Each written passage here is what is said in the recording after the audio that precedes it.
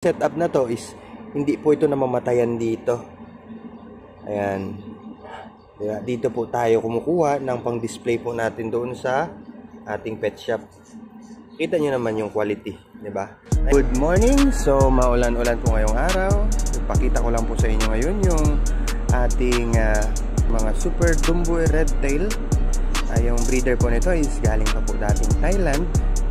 At nakikita nyo naman po, hindi po tayo dyan nagkakal. Pero tingnan nyo naman po.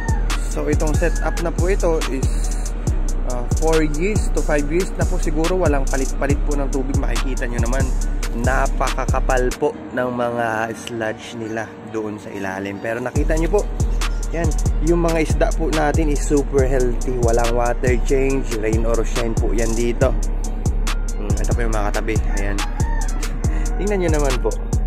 Diba? So, hindi naman masyadong yung tubig, diba? Hindi nyo makikita na crystal clear, no? Pero tingnan nyo naman yung isda.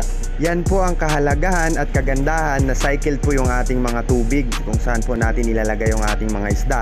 So simple lang naman po yung idea when it regards sa ganyang mga setup. So kaya po siya hindi na kailangan ng water change kasi na-establish na po natin yung full nitrogen cycle sa ganyang setup. Naka-establish po tayo ng maliit po na ecosystem doon po sa ating mga ponds. Same din po sa makikita natin sa mga sapa, sa ilog at kung saan-saan pa mang body of water na mayroon po mga isda.